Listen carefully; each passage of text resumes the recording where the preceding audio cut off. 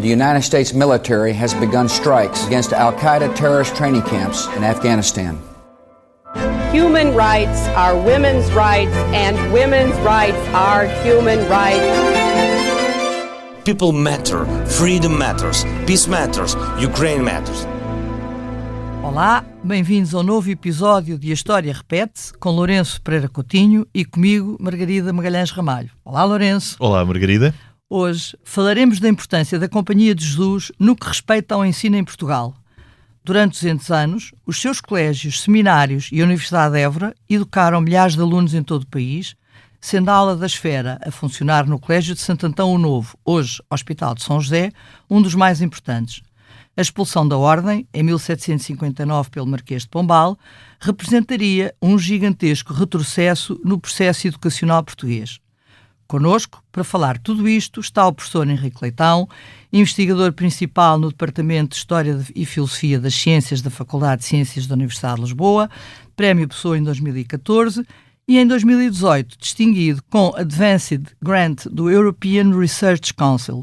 Olá, Henrique. Muito bem-vindo. Muito bom dia. É um gosto estar aqui. Obrigado pelo convite. É sempre um prazer. Olá, sou a Georgina Angélica. Eu sou a Paula Cardoso. Juntas criámos o Tal Podcast, um espaço de conversas reais, profundas e sem filtros. Todas as quintas-feiras damos a conhecer novas pessoas com ideias e trajetórias que inspiram mudança. Podem ouvir-nos em todas as plataformas de podcast e nos sites do Expresso e SIC Notícias. Apesar da componente de ensino não estar muito presente nos planos originais de Inácio Loyola, o fundador em 1534 da Companhia de Jesus, solicitações insistentes externas e o alcance apostólico que o ensino poderia ter, levou a que este tornasse rapidamente num dos principais objetivos desta ordem. Em Portugal, a Companhia de Jesus chegaria em 1540, logo após o seu reconhecimento pelo Papa Paulo III. Décadas depois, seria a maior instituição de ensino de sempre do país. Em 1542, nascia em Coimbra o primeiro colégio jesuíta. 11 anos mais tarde, abria em Lisboa o primitivo Colégio de Santo Antão. A afluência crescente de alunos levaria à edificação de um edifício substancialmente maior, onde, a pedido expresso da Coroa, viria a funcionar regularmente a partir de 1590 a famosa Aula da Esfera, na qual foram discutidas as ideias e as observações científicas mais recentes. Para além de outras disciplinas, estudava-se matemática, cosmografia e astronomia. Numa primeira fase, com vista ao aperfeiçoamento da ciência náutica, mas após a restauração em 1640, também à defesa militar, nomeadamente à fortificação. Por Lisboa passarão grandes matemáticos e astrónomos jesuítas. Foi, entre muitos outros, o caso de Giovanni Paolo Lembo, que se destacara no Colégio Romano como construtor de instrumentos científicos e que seria o introdutor em Portugal das observações de Galileu. Por iniciativa ainda do cardeal Dom Henrique, mesmo que em nome do seu sobrinho menor, o rei Dom Sebastião, era fundada em 1559 a Universidade de Évora e entregue à tutela dos jesuítas. Por altura da sua expulsão em 1759, a Ordem, para além desta universidade e de alguns seminários, geria cerca de 25 colégios espalhados pelo território português, ilhas e Angola. A dimensão deste empreendimento, caso único na história educativa portuguesa até, provavelmente, ao século XX, resultou em grande parte da natureza supranacional da Companhia de Jesus. Assim, como qualquer outra escola jesuíta europeia, os colégios portugueses beneficiavam dos mesmos manuais, programa pedagógico, gestão e supervisão utilizados pelos seus congêneres italianos, franceses, alemães e espanhóis. A rede portuguesa de colégios jesuítas conferiria pela primeira vez forma e consistência a um ensino pré-universitário que, com a expulsão da Ordem, desapareceria por mais de 100 anos. A dimensão desta catástrofe educacional está patente nos números. De anualmente 2.000 alunos matriculados nestes colégios, passar-se-ia apenas para 40 no recém-criado Colégio dos Nobres. Henrique, o que é que diferencia, de facto, o sistema educacional trazido pelos jesuítas daquilo que era, ou daquilo que existia em Portugal em meados do século XVI. Bem, muito obrigado pela pergunta. A introdução que a Margarida fez é muito importante, porque coloca logo o problema como ele deve ser colocado. E a maneira de entender como ele deve ser colocado é exatamente esta. Portugal vai ter uma história educativa que faz parte de uma história educativa europeia. Portanto, não tem muito sentido falar da história dos colégios jesuítas em Portugal por si só, como se fosse um fenómeno interno, quando o que estamos a assistir é um fenómeno de toda a Europa. Então o que aparece é uma instituição, já falaremos um pouco, surpreendentemente é uma instituição religiosa, mas é uma instituição, digamos assim, que em muito poucas décadas, muito rapidamente, se vai transformar na maior instituição educativa da Europa. Estamos a falar de centenas e centenas de colégios, não é? Os números são mais ou menos impressionantes, não sei se estão absolutamente bem estabelecidos, mas números redondos. Pensa-se que, a cargo dos jesuítas em toda a Europa, anualmente estariam 200 mil jovens. Portanto, é uma coisa gigantesca. Isso é uma coisa gigantesca mesmo. Quem conhece, por exemplo, a realidade de outros países, na Áustria, ou na Checoslováquia, ou na Hungria, ou em França, a dimensão dos colégios jesuítas é imponente. Nós temos o nosso país salpicado de norte a sul de colégios jesuítas, antigos colégios jesuítas, hoje se calhar transformados em hotéis de charme ou em quartéis, em qualquer coisa, mas que eram antigos colégios jesuítas, toda a gente sabe, é uma realidade só por isto completamente única. A gente anda pelo país, chega a qualquer cidade e onde é que é o colégio jesuíta? Porque há sempre, não é? Seja Bragança, seja Braga, seja Faro, seja Gouveia, seja por onde for. E isto mostra logo uma rede enorme, mas apesar de tudo são instituições que são muito grandes e muito sólidas para a realidade portuguesa, mas vamos fora do país e as instituições são absolutamente imponentes, não é? A dimensão dos colégios jesuítas pela Europa. Portanto, isto é o primeiro aspecto que é preciso pôr a tónica no sítio certo, é o aparecimento de uma realidade supranacional a tomar um papel totalmente predominante na educação em Portugal. Este fenómeno é completamente novo. Só por isto este fenómeno é completamente novo. E o que é extraordinário em Portugal é que a ideia de Dom João III, ao chamar os jesuítas, não era... a educação não estava entre as suas prioridades. A prioridade estaria também na evangelização, sobretudo no Oriente, e apesar de pertencer a esta rede, o ensino dos jesuítas em Portugal, há, no caso português, esta especificidade de grande parte dos membros da província de Portugal serem missionários, não é? Portanto, e não estarem no país, não estarem no reino. Isso é absolutamente certo, e uma vez mais dispensam quase a minha presença, porque estão a explicar tudo. Uma vez mais toca num ponto essencial, e que é importante também compreender. Primeiro, a dimensão supranacional que a Margarida falou, mas depois o Lourenço agora meteu a tónica no outro aspecto que é absolutamente crítico perceber. É que o empreendimento jesuíta em Portugal, também em Espanha, mas de maneira muito mais crítica em Portugal, vai se desenvolver em tensão e em concorrência com o empreendimento missionário que está atribuído a portugueses. E isto é muito diferente da realidade de outros países. Sim. Por causa da dimensão. É preciso agora ter presente como pano de fundo, quando os jesuítas começam a estabelecer a sua rede de colégios em Portugal, têm ao mesmo tempo a responsabilidade missionária para cobrir todas as zonas, digamos, sobre influência portuguesa, que vão desde as costas do Brasil a certas costas da Guiné, vários pontos no Índico, a Índia... O Congo. Exatamente. O Congo. Falámos onde aqui, vai ter um colégio jesuíta. O Extremo Oriente, Macau, Japão, China... Tudo isto, que é o mundo inteiro, está, segundo a lógica e a ordem e a estrutura da Companhia de Jesus, está ultimamente dependente da província portuguesa. E, portanto, os jesuítas em Portugal, e isto é muito diferente, só para dar o exemplo, por exemplo, da França. Na França, os jesuítas, de facto, têm algumas intervenções missionárias, mas são pontuais. A história da Companhia de Jesus em França é a história francesa, digamos assim. Sim, e que terá sido bastante complexa, até porque a França, na altura, estava em pleno período de guerras religiosas. Claro. E muito, exatamente. E a intervenção, contactos com os protestantes, o que vai acontecer nas zonas germânicas, que é esta dimensão da Companhia de Jesus, digamos, de combate ao protestantismo, que é evidente, não é? Não é o caso no caso português. Só que este empreendimento gigantesco, missionário, que cai em cima destes homens, que para cá vêm, destes jesuítas para cá vêm, é feito pela província tecnicamente, o que chama uma assistência, que é uma província-mãe como muitas outras províncias, todas as outras portuguesas, é feito pela assistência portuguesa, que é a assistência que em toda a Europa tem menos número de efetivos. Sim. E uma extensão maior. E uma extensão muito maior, ainda por cima. E esta tensão demográfica é absolutamente crucial de perceber, porque esta tensão demográfica vai ter enormes repercussões no ensino.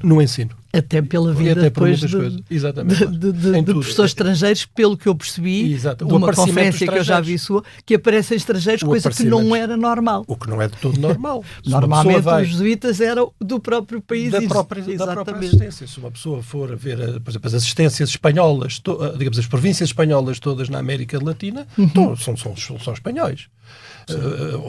Ou vemos países, em Itália, toda, digamos, a enorme missionação jesuíta, em Itália, digamos, a intervenção jesuíta na Península Italiana, é só italianos, não é? Claro, mas estamos a falar de uma realidade geográfica incomparavelmente maior. Incomparavelmente maior. E, portanto, por isso é que vamos encontrar muitos estrangeiros, sobretudo nas zonas missionárias, alguns no Brasil, mas depois onde vamos encontrar mais é no Extremo Oriente, no Japão e na China, sobretudo na China. A mim surpreendeu-me bastante. Eu sou um leigo em matemática, não é? Somos dois. Não é área, mas eu deduziria que com a expansão, até com a aposta que foi feita no tempo do infante Dom Henrique em criar aulas de matemática, de geografia, de astronomia na Universidade de Lisboa, na Universidade de Lisboa, que o ensino da matemática em Portugal no século XVI, em meados do século XVI, estaria ao nível do que de melhor se fazia na Europa. E não tanto de que esse centro estivesse, como depois eu me apercebi quando li os seus trabalhos, no espaço alemão, na zona flamenga, ou seja, que esse fosse um espaço de origem de grandes matemáticos que vieram para Portugal suprir as deficiências que em Portugal existiam no ensino da matemática. Foi algo que me surpreendeu, porque à partida não pensaria que no século XVI o ensino da matemática em Portugal não estivesse ao nível do que se fazia. Aliás, porque isto também é muito um tempo ainda de Mediterrâneo, não é? Em que nós pensamos muito em termos civilizacionais no espaço italiano, no espaço espanhol, até no espaço português, este tempo de humanismo, apesar de, obviamente, a Flandres e a zona flamenga ter bastante influência e também ter o seu centro de difusão do humanismo, mas eu não estava à espera que houvesse este contraste tão grande e que houvesse essas deficiências que até os próprios professores de matemática que vêm para Portugal estão constantemente a assinalar, não é? Sim, é verdade. Faríamos aqui um desvio grande, mas de facto a grande tradição matemática é centro-europeia, é da Europa Central, não é? E, na Idade Média há alguns focos interessantes na Península Ibérica, não é? A Universidade de Salamanca, por exemplo, durante um período, desde 1460 a 1500, durante estes 40 anos, é muito interessante do ponto de vista de matemática, mas depois deixei de ser. Em Portugal nunca houve grandes centros de produção matemática. Há pessoas isoladas, o nome de Pedro Nunes vem logo à cabeça. Vem logo à cabeça, claro. E há uma tradição que se pode falar um pouco mais, mas nunca foi uma coisa imponente, nem mesmo no século XVI. Isso seria um tema que levanta uma pergunta interessante. Que pode ficar para um outro episódio. Já se percebeu que vamos ter que ter um outro episódio. Remake. A natureza da pergunta é importante perceber. A natureza da pergunta é isto. Há um consenso geral durante o século XVI na sociedade portuguesa. Geral. Eu posso documentar isto com autores de todo tipo de perfis intelectuais. Há um consenso geral sobre a importância das matemáticas no sucesso das navegações portuguesas. Toda a sociedade fala disto. E isto não se traduziu na melhoria do ensino da matemática. Exato, foi isso que me surpreendeu. E isto é que é a pergunta que é preciso historicamente olhar, essa que a surpreende, esta é que é a grande pergunta histórica. Como é que isto é possível? Porquê é que isto acontece assim? Porque seria muito restrito? Mas aqui desviamos completamente. Pronto, ok. Então, vamos deixar isso para o mas isso como ponto de partida para a pergunta, ou seja... que me tinha feito. Como é que estava o país antes? Como é que estava o país e os jesuítas, no fundo, quando chegam em meados do século XVI a Portugal, trazidos pela coroa, não é? Porque as províncias instalam-se, sendo, por assim dizer, traduzindo em linguagem contemporânea, uma multinacional, para os nossos ouvintes perceberem, claro. Mas obviamente que tinha que ter a autorização e a chamada da coroa, chega a Portugal e o ensino, sobretudo pré-universitário, está completamente destruturado, ou seja, praticamente inexistente. Praticamente inexistente. Há pequenas coisas, a ideia até de ensino secundário, hoje os historiadores sabem, deve muito ao aparecimento da Companhia de Jesus, porque antes, digamos, no período medieval, o que há é escolas de ler e contar, níveis muito básicos, mais umas coisinhas, e depois entra-se na universidade aos 12, 13 anos. Isto é um modelo medieval. A partir do século XVI começa este modelo a ter um espaço a meio, que é propriamente o ensino pré-universitário ou secundário, etc. Isto passa-se nos países protestantes e passa-se nos países católicos. Nos países católicos, o agente principal disto é a Companhia de Jesus, começa a fazer estes colégios. Mas o ponto importante para a história portuguesa é que a realidade, antes das chegadas dos jesuítas em 1540, é muito frágil. As ordens religiosas, habitualmente, bem, em Portugal, no caso de Portugal, os franciscanos, que são uma ordem muito importante, têm uma intervenção no nível elementar, nas escolas de ler e contar. E depois, os dominicanos? Também. E depois o que há são mestres isolados e há formação interna das ordens religiosas e há mestres onde a pessoa pode ir estudar umas coisas, etc. E depois há a universidade, que é outra história. A universidade existe desde 1288 em Portugal e é outra história. Mas o ensino pré-universitário, é muito desestruturado. O que é que não tem? Não tem uma filosofia clara educativa, não tem técnicas pedagógicas bem definidas, não tem um pensamento profundo sobre o ato de educar. Nada disto existe. E o que é que ainda não tem mais? Não tem a organização. A organização, como é que isto se faz? Não? E o que é que a Companhia de Jesus vai fazer em toda a Europa? Vai introduzir isto. É uma rede. Mas uma rede altissimamente estruturada. Sim. É uma rede tem um pensamento profundo pedagógico. Tem imensa inovação pedagógica quando chega, tem ideias sobre o que é que são livros de texto, sobre o que é que são a arrumação dos alunos na aula, sobre como é que as matérias devem ser dadas.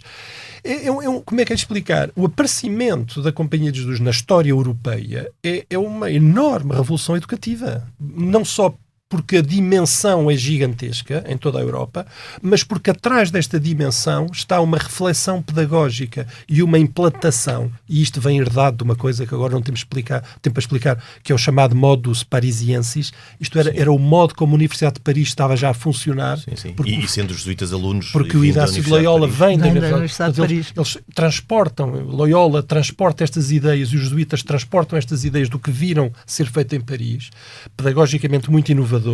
E também, só se não estou em erro, a Universidade de Paris também bebe bastante ao tomismo e a Aristóteles. Isso do ponto de vista, houve uma controvérsia muito grande durante muito tempo de ensino ou não de Aristóteles na Universidade de Paris, mas depois disso superado. Sim. E nos jesuítas fica oficializado. Portanto, os jesuítas são, em filosofia, tomistas. Ponto final. Mas... portanto, esta estrutura que vem, eu agora, só para voltar aos primeiros dois aspectos, a dimensão internacional e, segundo, o que é específico, estrutural na realidade portuguesa, que já falámos, que é esta tensão com o programa missionário. Mas agora o outro aspecto que é preciso pôr é que o que se vê primeiro é a dimensão e, portanto, a rede que os jesuítas vão estabelecer em Portugal. Nunca tinha havido uma rede educativa tão grande. Portanto, cobre o país de norte a sul, além dos colégios que fazem no Brasil, além dos colégios que fazem na Ásia, além dos colégios que fazem no Brasil, mas só no país cobre de norte a sul. Mas eu gostava de sublinhar um ponto que é menos visível. É que o que se está a passar dentro dos colégios é totalmente inovador. Porque não é um ensino ad hoc, digamos, de um mestre que traz uns alunos à volta da sua mesa e que está a ensinar. Não, são aulas estruturadas. É controlado por Roma, é sujeito a avaliação e vistorias periódicas, portanto, Roma envia periodicamente pessoas que vêm de Roma ver como é que em cada província as aulas estão a correr. Há relatórios que são enviados, que sobem, digamos, a cadeia hierárquica toda, vão para o provincial do país a dizer, olha, estas aulas no colégiozinho tal não estão a correr bem porque o professor tal não sabe, isto vai ao teu provincial, e se é preciso, estas queixas vão até Roma. E nós temos documentadas queixas com Portugal. E depois vêm visitadores ver. E o que é que se está a passar e deixam relatórios. Uma espécie de inspeção de educação. Claro. E nós...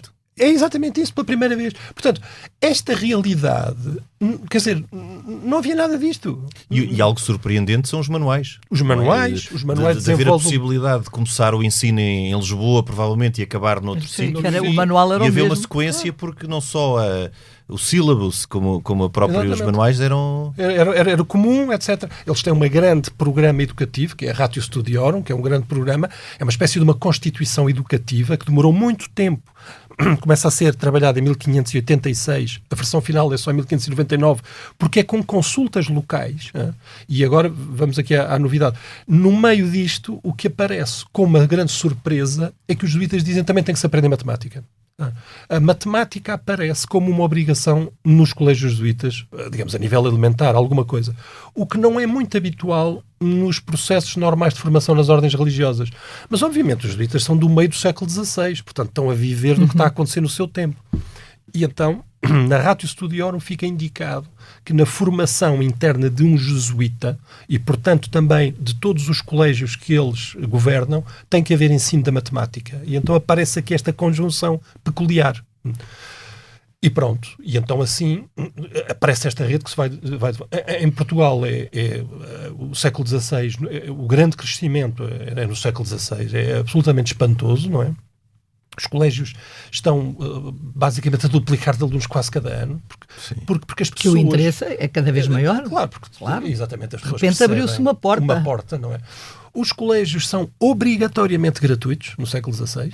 Portanto, obrigatoriamente. Isso de facto tem que ser gratuitos. E, portanto, eles chegam a uma aldeia, a uma terra pequena, imagino, chegam a Bragança, montam um colégio a partir de donativos que lhes arranjam os terrenos ou as instalações, começam a dar as aulas. Aqui é preciso notar que o professor jesuíta é relativamente barato, porque não recebe. Claro. Pois. Portanto, tem uma estrutura de custos. Da sua estrutura. Isto vai ser muito interessante para depois, quando deixar de haver estes colégios, não é? Pois. É que as pessoas, quando deixaram de haver estes colégios, vão descobrir que a estrutura que a estrutura de custos do colégio jesuíta era muito peculiar. E há um outro aspecto interessante, é que depois deste grande arranque no século XVI, há uma consolidação do século XVII. A primeira metade do século XVII é muito importante, é o período que coincide em Portugal com o que se pode chamar a união dinástica ou anexação, dependendo da perspectiva. Eu não tenho essa perspectiva tão negativa em relação ao tempo da dinastia filipina, mas nesse tempo sente-se um maior intercâmbio. A província portuguesa mantém-se, porque não é a questão da união. Mas é discutida e não aceita. É discutida. Os jesuítas, isso é muito interessante também, essa fase. Recusam-se a ter uma província conjunta. Claro. E, portanto, mesmo no período da União das Coroas, os jesuítas trabalham com duas províncias separadas. Exato. E até se vão transformar, os jesuítas em Portugal, num foco de restauracionismo. Vão viver sempre sob a suspeita de que albergam ideias restauracionistas e isto, etc. Mas... apesar de não terem sido negligenciados pelos Filipos, até bastante fomentados. Mas pronto, mas não tinham óbvio, e aqui subscrevo que o primeiro Filipe, portanto o nosso Filipe I, o Filipe II de Espanha, é muito importante na intervenção, mesmo na intervenção da Companhia de Jesus em Portugal. Mas o Filipe II de Espanha dá-me ideia que é um grande rei comparativamente aos outros. Nós estamos de acordo. Sim. Um grande rei de Espanha e de Portugal. Porque era as duas coroas, mas... As pessoas que estudam estas coisas de história dos dias, a Margarida Aparecida falava da aula da esfera, que espero que depois tenhamos tempo para falar, que é uma coisa... A aula da esfera está em banho-maria até chegar o Filipe. Eu sei. Sim. Porque ela só começa em 1590. Embora venha pensado atrás, mas está ali paradinha. E o que os historiadores pensam é que foi aquele dinamismo impositivo, digamos, do Filipe. Vocês andam a falar disto há 7 ou 8 anos. Bora lá. Começa já. E no ano a seguir começa, não é? E vai ser uma instituição de enorme impacto na vida científica portuguesa, não é? E podemos ir agora à aula da esfera e falar sobre... Então, o que acontece é que estes colégios depois são montados, portanto, agora começa a aparecer uma rede completamente nova no país, a atrair imensa gente, e também a servir necessidades, digamos, da coroa, do Estado, digamos assim. Claro. Porque, obviamente, do ponto de vista do Dom João III, o problema da educação, estes homens vêm e resolvem-lhe o problema educativo. Claro. Não é? Claro. Dom João III tem uma clara consciência de um problema educativo. Não temos aqui tempo para contar, mas está ligado ao Colégio das Artes, etc. Sim. Digamos, à refundação da Universidade de Coimbra em 1537, em Coimbra. Foi um período muito florescente do reinado dele, essa década de 30. E é o período em que chegam os jesuítas e começam a fazer escolas a funcionar. Portanto, do ponto de vista resolve um problema sério, não é? E o que é que ele faz? Ele pede certas coisas aos jesuítas. Já não é ele, mas digamos os monarcas seguintes. Mas o que é que pedem? Pedem que no grande colégio que os jesuítas estão a fazer em Lisboa, porque então vão fazer um grande colégio, que é o Colégio de Santo Antão, começa por ser pequeno, mas eles depois vão fazer umas instalações novas, o chamado Santo Antão o Novo, que é hoje o Hospital de São José, não é? que é uma coisa quase megalómana, gigantesca, uma coisa gigantesca, ele diz, eu apoio-vos com uma renda, mas vocês em troca criam uma aula pública, isto é, pública no sentido também para pessoas que vêm de fora, que não são alunos do colégio, de assuntos científicos, matemáticos e técnicos, para servir o pessoal que eu preciso que aprenda. Que tipo de pessoas? Construtores de instrumentos, cartógrafos, gente ligada à construção de navios, gente ligada à construção militar. Isso é surpreendente que não existisse antes. Existia uma aula do cosmógrafo MOR, mas uma vez mais, muito débil. As aulas, nós sabemos que as aulas do cosmógrafo MOR, está dito, eram dadas em casa do cosmógrafo MOR. Pois não era prático. Caberiam poucas pessoas, seria uma coisa muito retira logo completamente claro. Então começa uma aula que vai ser, as aulas vão começar, como a Margarida disse, em 1590 e vão dar ininterruptamente até à expulsão, até 1759. E são 150 anos, ou quase 200 anos, ininterruptos de ensino de matemática, o que a Universidade de Coimbra não está a fazer. Esta é uma instituição pré-universitária, não para, nunca. Está a suprir carências da universidade. Está a suprir Ou seja, quando eles chegam à universidade vão sentir essa diferença, porque vão muito melhor preparados. A Universidade de Coimbra vai ter a cátedra de matemática vacante, isto é, sem professor, décadas seguidas, na segunda metade do século XVI e durante o século XVII. É surpreendente. Provavelmente não haveria ninguém com qualidade para isso. Porque não havia, e agora vamos ao ponto que te tinha dito. Claro. E os jesuítas também têm o mesmo problema. Às vezes não têm em Portugal a pessoa idónea com as competências e o saber de matemática, mas podem ir buscá-los. Só que são uma entidade internacional. E por isso é que vamos ter a aula da esfera cheia de professores estrangeiros que a Companhia de Jesus diz, se não há um português suficientemente treinado, bom em matemática, vamos buscá-lo fora.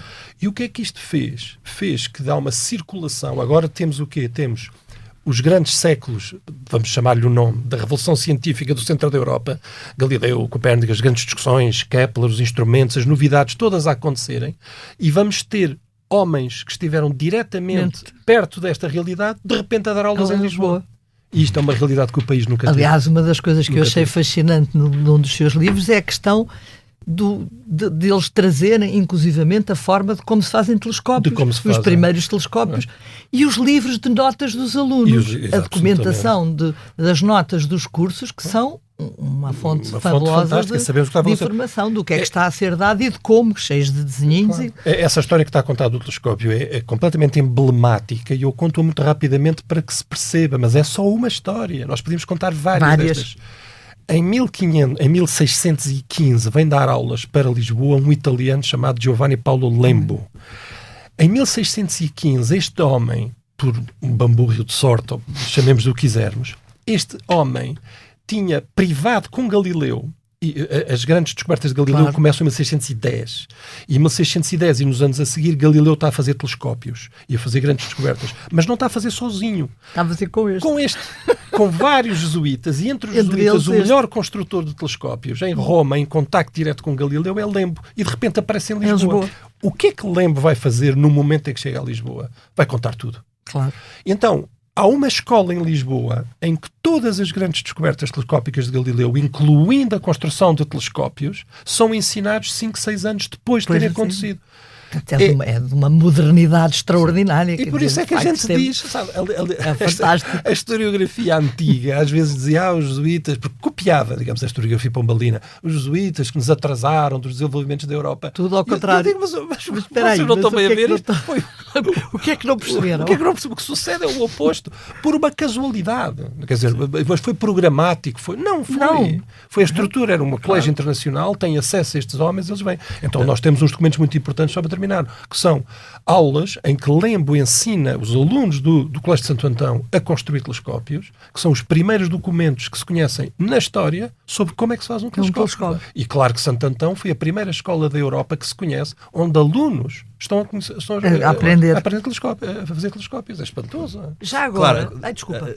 Diz. Não, que eu ia, mas eu depois volto aqui só para fazer uma pergunta de uma outra coisa que eu achei fascinante, que era a forma como os jesuítas portugueses, ou pelo menos, não sei se estrangeiros, mas ao serviço de Portugal, vão conseguir entrar dentro da corte chinesa porque sabem muito mais matemática. Sim, é uma coisa... Esse é o episódio... Mas um segundo, só para responder à Margarida, mas um segundo. É uma história fascinante, sobre a qual há muita coisa escrita e muita coisa estudada. É absolutamente fascinante. Quando os jesuítas chegam à China, deparam-se com uma cultura potentíssima. Claro. Potentíssima, orgulhosamente potente, riquíssima. A cultura chinesa é absolutamente riquíssima, não é? E o problema é como é que nós entramos em contacto com esta cultura e como é que nos somos impomos, aceitos. e como é que somos aceitos. Temos que os seduzir com alguma coisa. Com alguma coisa. E eles começam nos primeiros anos, há um homem chamado Matteo Ricci, é muito importante esta história, a tatear, estão a traduzir a coisas, etc. E depois há uns dos seus conversos, muito importantes, o Li Chizao, de certeza, ou os outros, que disseram, não, a melhor maneira, como vocês sabem matemática, tentarem entrar para o chamado Tribunal das Matemáticas ou Bureau do Calendário, que é um organismo da corte do imperador e que faz o calendário a partir das observações astronómicas. Se vocês conseguirem entrar para aí, está o assunto garantido. Então os jesuítas é isso que fazem. Os jesuítas fazem um acesso direto a este Tribunal das Matemáticas. Pela sua grande adaptabilidade. E porque conseguem meter na China técnicos que sabem matemática, não é? Exato. Portanto, está aqui uma história, só para terminar, não sei se as pessoas reparam a dinâmica do fenómeno é esta. De repente a Companhia de Jesus percebe que para ter acesso ao imperador da China, não é coisa pouca, não é? Precisa de colocar na China muitos matemáticos. E bons. Ora, estes matemáticos têm que vir todos por Lisboa. Via Lisboa, claro. Sim. Têm que vir todos isso por é que Lisboa. É muito interessante. E o que é que faz? Então Lisboa vai ficar num círculo, numa circulação... O eixo dos grandes professores de matemática. Matemática que vem de toda a Europa, estão em Lisboa 2-3 anos para se adaptarem, porque passam para outra assistência, a assistência portuguesa, porque a China é a assistência portuguesa. Eles estão uns anos a adaptar-se em Lisboa, dão umas aulas, o que seja, e depois seguem para a China. E, portanto, o Colégio de Santo... Isto passa-se tudo entre a Casa de São Roque, o Colégio de Santo Antão, passa-se tudo no coração de Lisboa, um fenómeno fascinante de circulação de talento científico. E isto passa-se tudo, e o que estes homens trazem as novidades todas, os instrumentos, as últimas ideias, e que é uma porta de entrada que o país teve durante aqueles anos ali. Não é? Claro. Eu agora fazendo aqui o papel ingrato do advogado do diabo, é claro que todos estes professores que trazem Galileu e Copérnico para Lisboa trazem não só o instrumento, o telescópio, mas também as descobertas que esse telescópio permitiu, por exemplo, desde logo o heliocentrismo. Claro. Esse, penso eu, é que os críticos, ao questionarem o ensino e aquilo que é exposto aos alunos, criticarão fundamentalmente essa parte. Absolutamente. E nós temos as notas dos alunos.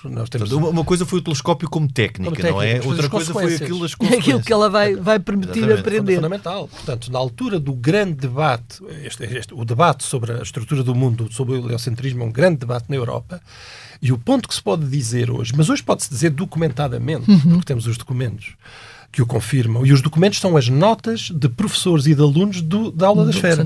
O que é que mostram? Mostram que eles estão a discutir este assunto e o que é que estão a propor? Estão a propor aquela que vai ser a solução mais consensual na Europa, que é dizer, nós não aceitamos o sistema de Copérnico, porque tem movimento da Terra e isto tem problemas e houve uma condenação com Galileu. Portanto, em Lisboa vão dizer o mesmo que se diz na Europa toda, nós não vamos aceitar, mas nós já percebemos que o modelo antigo também não. O sistema de Ptolomeu também não. E então estão abertos. Arranjam uma solução intermédia. Vai ser uma solução intermédia, que é uma coisa técnica, chamada o sistema Tycho Brahe, que vai ser adotada em Lisboa, como na Europa toda. Portanto, é uma solução intermédia. Mas, de facto, Copérnico não é adotado, não é? Em Lisboa, mas não é adotado na Europa inteira. Não é adotado na Alemanha, na França, nem em lado nenhum, não é? As novidades já vão sempre algum tempo a ser... vão demorar, o Copérnico vai demorar muito tempo. Agora, o que nós vemos é que os alunos são perfeitamente instruídos nisto. Mas isto quer dizer, perfeitamente instruídos nisto, não é? Temos as notas. Não, é fascinante. Remeto para os livros onde isto está tudo hoje. Pois. Agora, o que é interessante, nós sabíamos disto aqui há 30 anos. Não. Ninguém falava do assunto. Não, a história que eu estou a contar estava intuída em 2 ou 3 historiadores jesuítas antigos, Francisco Rodrigues, Domingos Maurício, João Pereira Gomes, que tinham feito trabalho muito bom, mas num quadro defensivo e apologético da Companhia de Jesus, digamos. Mas só intuída. Ninguém imaginava a riqueza dos materiais e o que se aprendeu nestes últimos 30 anos, não só por muitos historiadores portugueses, eu dei algum contributo, mas muitos outros colegas, é uma coisa imensa, mas também historiadores estrangeiros. Houve imensos historiadores estrangeiros, em particular estou a pensar em dois, um italiano chamado Ugo Baldini e um belga chamado Noel Golvers, que têm contribuições da maior importância para compreendermos a nossa história científica, porque perceberam a peculiaridade e o fascínio que o ensino científico vai ter na Companhia de Jesus em Portugal por causa destes mecanismos todos que estou a contar. Claro. Portanto, aquilo que a historiografia antes, de 30 ou 40 anos, tratava como uma coisa retrógrada, tradicionalista, conservadora, afinal, os últimos 30 anos mostraram ser um dos períodos mais surpreendentes da história científica portuguesa. E entramos no século XVIII, que é já um século avançando aqui um bocadinho, 16, certo. Que é o início, 17 que é a consolidação e talvez o apogeu, não? E o século XVIII que traz novos desafios. Desde logo, situando-nos na primeira metade do século XVIII, o ensino continuava basicamente a ser semelhante ao que era ministrado desde 1590, não é? Na aula da esfera, e há a penetração também de uma série de novas correntes, de novas ideias, novas descobertas, inclusive novas correntes filosóficas, como o iluminismo, que entra no campo já da crítica ao que é o ensino que os jesuítas vão mantendo. Os jesuítas que nesta fase mantêm um grande apoio da coroa, sobretudo durante o reinado de Dom João V, com várias figuras bastante influentes. Estou-me a lembrar, por exemplo, do padre Carbone, que não só era influente no ensino, como era influente na corte, muitíssimo influente na corte, e portanto estamos já aqui num enquadramento pré-pombalino que eu gostava também de que falasse. Deste tempo prévio, até para se perceber depois como é que a gente vai acontecer a seguir. O que vai acontecer nas primeiras décadas do século XVIII, o que é novo, digamos, do ponto de vista da história educativa e intelectual, no que diz respeito aos jesuítas, é que vão começar a ter uma crítica aberta. A partir de 1720, 30, 40, em Portugal, em 1740, é claro, aparece o verdadeiro método de estudar de Vernet e outras obras, e outras obras, não é o único. E na Europa inteira isto começa a aparecer, ou seja, isto é novo. É novo porque os jesuítas tinham começado como muitíssimo inovadores em pedagogia, e isto correspondia à verdade, e durante muito tempo tem isto. Os jesuítas sempre tiveram oposição, como se costuma dizer, o anti-jesuitismo é tão antigo como a Companhia de Jesus. Claro. Mas muita dela era uma coisa fratricida entre ordens religiosas. Eram os dominicanos que não gostavam. E eram assuntos domésticos. Questões muito finas. A questão sobre a de gratia, sobre a relação entre a graça e a liberdade humana, que foi uma polémica monumental, que opõe dominicanos a jesuítas. Coisas deste género. A questão dos ritos. Rivalidades. Tem um fundo teológico ou filosófico, mas agora é uma coisa diferente. No século XVIII começa uma coisa diferente. É um ataque externo. Não é religioso. E o ataque e a acusação é que o vosso ensino já não é um ensino inovador. Também estamos a falar de uma série de novas realidades, inclusive no espaço europeu. Por exemplo, Luís XIV patrocina muitas academias, todo o movimento das academias, que em Portugal surgem com Dom João V, mas a Academia de História, que é de 1729, penso eu. A Academia das Ciências já é muito posterior, já é só no reinado de Dona Maria I. Portanto, são novas realidades que concorrem. O mundo mudou, não é? E esta crítica tem razão. Parte dela tem. Eu acho que está um bocadinho empolada, porque depois também, digamos, depois vamos ver que o que o pombalinismo vai fazer vai ser potenciar esta crítica e tomá-la como o eixo da sua acusação. Já vamos falar, mas a primeira crítica eu acho que parte é verdade, que o sistema tinha perdido uma vitalidade que tinha... Perdeu o vigor e a originalidade, ao fim de 100 anos ou 100 e tal anos, já quase depois era há normal. Questões políticas muito profundas. Os jesuítas, entretanto, no século XVIII estão claramente metidos nas cortes e, digamos, o sistema dos confessores régios. Portanto, o problema é muito complicado. E não há dúvida nenhuma, são uma instituição poderosíssima. Claro. Poderosíssima. E ainda por cima, pelo facto de ser multinacional, ainda pior. Portanto, acabava por ter... Tudo isto se mistura, não é? Em Portugal vai tomar uma configuração muito peculiar por causa da ação de Pombal, que o que vai fazer é vai criar uma narrativa A partir daqui, a narrativa, então, é uma narrativa exageradíssima, dizendo, essencialmente, não é? A da dedução cronológica analítica, dizendo o quê? Que todos os problemas do país éramos um país fantástico e glorioso, até que apareceram os malvados jesuítas que estragaram e agora estragaram tudo. Curiosamente, Pombal, 10 anos antes de ter expulsado a Companhia de Jesus, não pensava isso, porque ele sobe ao poder pela mão dos jesuítas. E por exemplo, ele era amigo de Carbone. Falou do padre Carbone, há uma correspondência entre os dois. Napolitano, exatamente, há uma correspondência mas, entre de qualquer os dois. maneira, a questão do poder que a própria Companhia de Jesus estava e da ascendência que tinha sobre a coroa, provavelmente a ele, Pombal, também lhe fazia alguma confusão. Eram questões mais de ordem prática. De ordem prática. Questões de ordem prática. Absolutamente. Isso, claro. Quer dizer, isso é outra conversa e obviamente que há o centralismo, digamos, de governo, etc. Óbvio. O ponto importante aqui é que, de repente, a questão cultural, como é tomada como Pombal, como instrumento de combate, estava no eixo de uma propaganda pombalina enorme. E agora é exageradíssima. Os jesuítas foram a causa do nosso atraso, tudo o que ensinam está retrógrado, não ensinam ciências, isto é um mantra de Pombal, não é? Não ensinam ciências, não ensinam matemática, o que não era de todo verdade. Sim. Não era de todo verdade. Mas este toma-se o eixo, não é? Pronto, depois os acontecimentos, já podemos falar um bocadinho depois do que vai acontecer, mas o que vai suceder depois no século XIX é que a historiografia vai tomar a argumentação pombalina como se fosse verdadeira e nem sequer vai olhar para os arquivos e ver que não era. Que é uma isso é depois de combate, aquele efeito repetitivo da história, que muitas vezes acontece, de repetir aquilo que outros já disseram sem nunca ir espreitar o sem ir às fontes. E a propósito disso, isso para mim foi uma coisa que me perguntei a mim próprio. Essa documentação maravilhosa dos onde é que ela está? No Vaticano? Porque não, está cá. Está tudo cá. Mas muito boa pergunta. Só sobreviveu porque não estava nos colégios. Ela está um bocadinho dispersa porque as notas... É uma razão. As notas de um aluno são propriedade do aluno. Boa. Porque se as notas do aluno tivessem no colégio, muito provavelmente teriam sido destruídas. Destruídas entre o que se perde no terremoto em 1755, também, porque Santo Antão é afetado pelo terremoto, mas sobretudo o que se perde em 59, que é muito maior. Portanto, nós só temos uma fração, não é? Mas a fração que temos dá muito bem para ver, e notas de professores, notas de alunos que estavam... Hoje em dia estão mais ou menos nos arquivos portugueses, não é preciso... Também há coisas fora de Portugal, sim, mas a grande maioria destes materiais estão em arquivos portugueses, Biblioteca Nacional, Torre do Tombo, Biblioteca Pública do Porto, Biblioteca de Évora.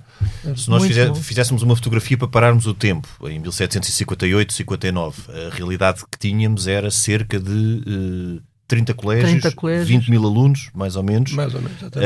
Um ensino que começava a ser questionado, ou que era questionado já há algumas décadas, por não se ter atualizado. Certo. E um secretário de Estado, porque Pombal normalmente diz que era primeiro-ministro, que era aquilo, Pombal foi secretário de Estado, que era o que existia na altura. Ele durante um tempo até concentra as 3 secretarias de Estado e depois vai também distribuindo pelos seus apaniguados e vai gerindo isso, mas um secretário de Estado que se opõe à força e ao poder político que os jesuítas tinham, sobretudo como confessores régios e confessores da alta aristocracia. Esta será uma radiografia que também nos transporta muito para o Brasil, porque Pombal acaba por grande parte da animosidade tem a ver com o facto do Tratado dos Limites, das missões, da exploração comercial. Portanto, este é um retrato, muito genérico que temos em 1759. Gostava que falasse disso e do impacto desta decisão, que é uma decisão que depois não é só portuguesa. Espanha, com Carlos III, vai fazer exatamente o mesmo, e em França também haverá essa expulsão. Portanto, não é um impacto só em Portugal, é um impacto a nível europeu da expulsão e depois da extinção. Claro. O que acontece no caso português é, digamos, podemos numa leitura mais ou menos benigna, que eu não acho que esteja totalmente errada, embora para um lado benigno, dizer que a destruição do sistema de ensino jesuíta é um dano colateral de outras coisas que Pombal estava a fazer. Pombal o que era erradicar dos jesuítas de Portugal. O azar que tem é que ao retirar os jesuítas da realidade portuguesa, deixa o país sem sistema de ensino. Não tinha um substituto imediatamente preparado. Pombal queria criar o que veio a suceder depois de 3 de setembro de 1959, que é uma entidade surpreendente, que é um país da Europa Ocidental que não tem um sistema de ensino pré-universitário. É como Portugal vai ficar em 1759, uma coisa absolutamente surpreendente. Os oratorianos ainda vão aguentar um bocadinho, porque têm meia dúzia de colégios, mas depois também são expulsos, também, por intervenção pombalina, em 1768 e 69. Mas portanto, isso também se passou em Espanha e em França? O que acontece, ou já havia um sistema mínimo rudimentar de... O que acontece é que a dependência da Companhia de Jesus não é tão acentuada. Forte. E, portanto, as outras ordens religiosas e outros sistemas de ensino... Acabam por suprir. Há outros países em que há sistemas de escolas cívicas, etc., que conseguem suprir. Mas em Portugal, isso é verdade, os jesuítas dominavam todo o sistema de ensino secundário, pré-universitário. A universidade não, a Universidade de Coimbra não é da coroa, embora eles tenham muita proximidade e tensão também, e depois tem a Universidade em Évora. Mas o sistema de ensino secundário digamos, está nas mãos deles. E o que vai acontecer é que Pombal não tem hipótese, quer dizer, para correr com os jesuítas tem que fechar isto, não é? E, claro. portanto, acaba todo... Nós não temos números certos, mas será entre 15 mil e 20 mil alunos, mais ou menos, e de um dia para o outro vão para casa. Ficam-se a ver aulas, não é? Pombal vai muito rapidamente criar uma direção de estudos secundários para tentar resolver isto, mas não vai resolver nada. Quer dizer, os números são verdadeiramente aterrorizadores, só para dar uma ideia. Este organismo que Pombal vai criar para tentar renovar o sistema universitário obriga a que se deem cartas, certificações aos professores. Tem que passar uma certificação, uma carta patente. E até 1770, de 1759 até 1770, são passadas, 11 anos, são passadas 39 certificações. Que horror. Isso é residual. Residual, nada. O que é que está a acontecer? O que está a acontecer é os jovens deixam de ter educação, não há aulas, e depois há certamente o aparecimento de sistemas muito informais, de mestres em casas, só que estes são muito dependentes de classe. Não claro. É? Claro. O que acontece é só quem pode. É só quem pode. Claro. Claro. O que acontece nos 20 mil alunos, se é que foram 20 mil ou 15 mil alunos dos jesuítas, o que acontece é que eles são uma amostra muito significativa da sociedade portuguesa. Não são só nobres, não é? Claro. Não há 15 mil filhos nobres, não é? Como era gratuito, chegava a uma quantidade de gente. O que nos leva a uma situação muito interessante que eu vi na última exposição que eu vi sua, que é do ponto de partida da educação em Portugal no século XIX, ou seja, nós partimos de um ponto extremamente baixo, do zero, o que justifica muito o nosso atraso durante a Idade Contemporânea. Agora entramos num campo que é fascinante, mas nesta fase, do que eu sei e do que acho que todos nós historiadores sabemos, ainda está num campo especulativo, mas é exatamente esse sentido. O que eu acho é que este facto não pode ser deixado de fora em qualquer análise da história da educação em Portugal. Que um país europeu em 1759 tenha deixado de ter ensino secundário é um facto de tal maneira traumático, e isto vai durar imenso tempo, porque até recuperar outra vez 20 mil alunos vai demorar cerca de 150 anos. E com todas as convulsões do princípio do século XIX, com as invasões, com a Guerra Civil. Os números que nós temos são em números redondos, mas há estudos robustos para isto. Eu estou a citar só de cabeça, mas em números redondos nós sabemos que no princípio do século XIX nós temos 90% de analfabetos. E este facto é que vai ser, digamos, o problema para tudo que vem a seguir. Na Idade Contemporânea, sim. Mas como é que se explica que um país na Europa Ocidental em 1800 tenha 90% de analfabetos? Isto precisa de uma explicação muito boa. Ora, o que os historiadores de educação têm hesitado, eu espero não estar a dizer uma coisa errada, mas que têm hesitado em meter, é este facto, mas é que nós temos um facto anómalo, traumático e anómalo, que é o desaparecimento do sistema secundário. Sim, o fim de uma rede sem ser substituída por outra. Sem ser substituída por outra. Pense só em Lisboa, porque as pessoas, mas estes números não estão bem assentes, não sei quantos. Ok, então vamos só pensar em Lisboa. Lisboa tem um grande colégio jesuíta, que é Santo Antão, que tem 2 mil alunos. E depois do século... E tem outro, que foi criado a meio do século XVII, que é o Colégio São Francisco Xavier, que era onde era o Hospital da Marinha, em Alfama. Tem outro colégio, mas que tem centenas de alunos. Centenas. Enquanto Santo Antão é o grande. Estas duas instituições são fechadas, as suas instalações não vão ser mais escolas, que é uma coisa que Pombal diz, não podem ser usadas mais escolas, houve apenas pequenas exceções disto. E Pombal abre um colégio dos nobres, quantos alunos é que tem? Sim, foi um fracasso. Tem 47 alunos.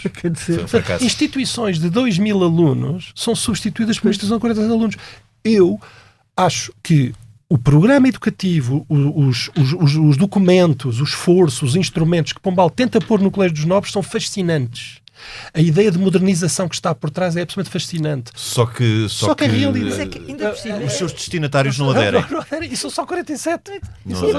O que é estúpido é, tendo ele as casas, provavelmente instrumentos em todos os colégios, nacionalizava-os, digamos, arranjava maneira de pelo menos ir ficando com alguns. Há uma clara animosidade no caso de Pombal. Mas ele não deixa que as antigas escolas dos jesuítas, ele proíbe que sejam usadas como... Eu penso que há uma exceção no noviciado da Cotovia, que era um noviciado jesuíta e vai ser o Colégio dos Nobres.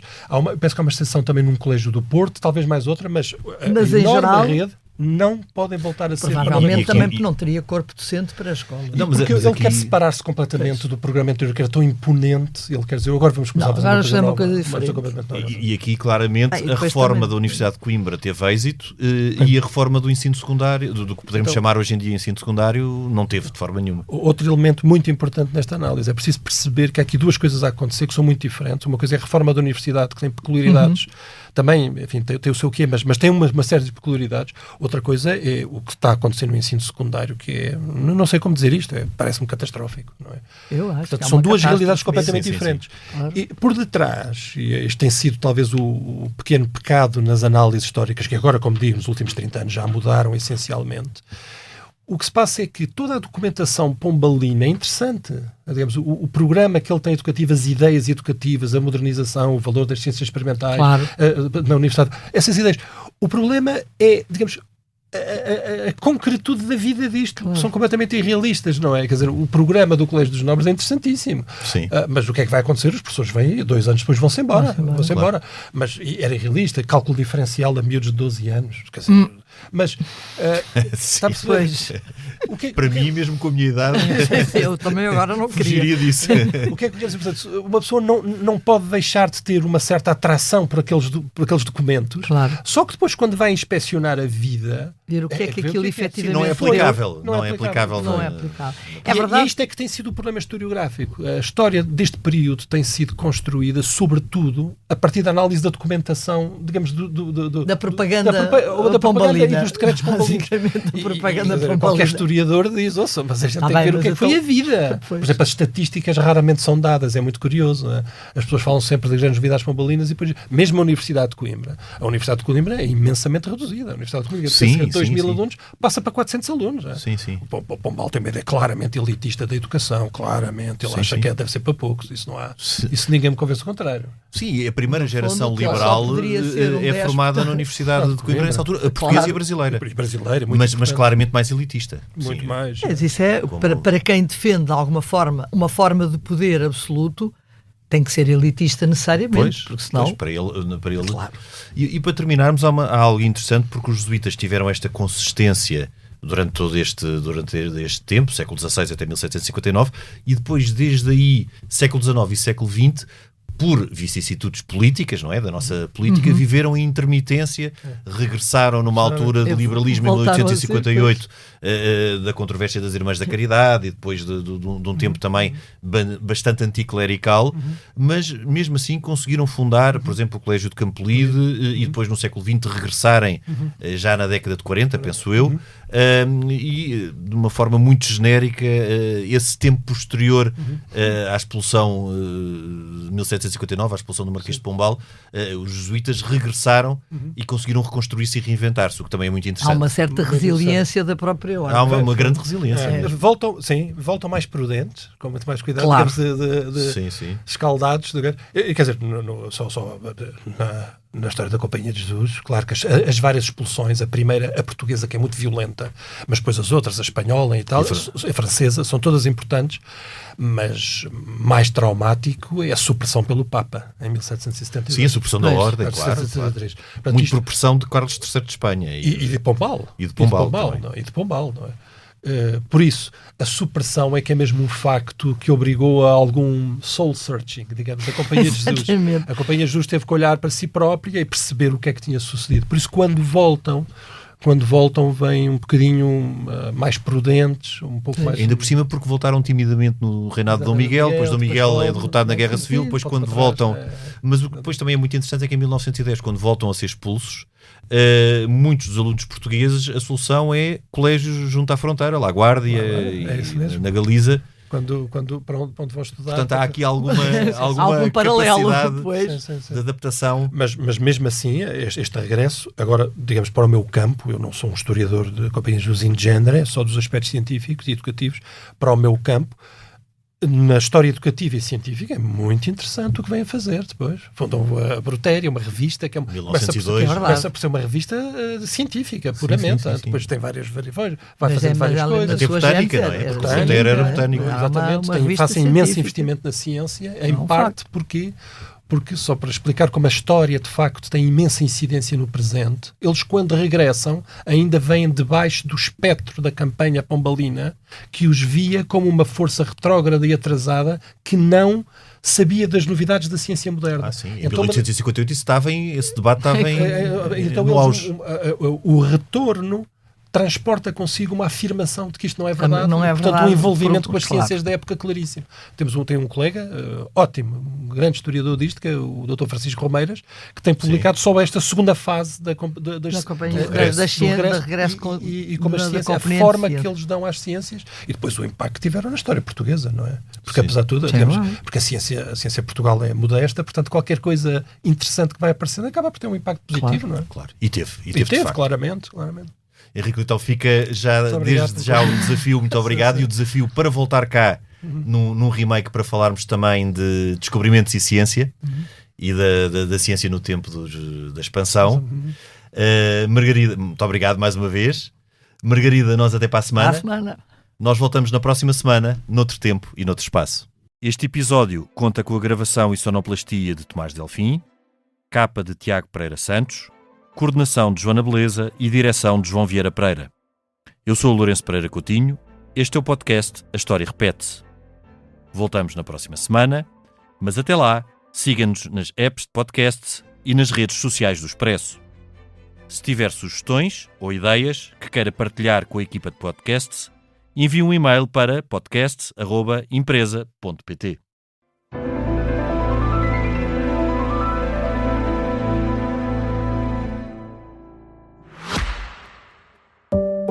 Olá, sou a Georgina Angélica. Eu sou a Paula Cardoso. Juntas criámos o Tal Podcast, um espaço de conversas reais, profundas e sem filtros. Todas as quintas-feiras damos a conhecer novas pessoas com ideias e trajetórias que inspiram mudança. Podem ouvir-nos em todas as plataformas de podcast e nos sites do Expresso e SIC Notícias.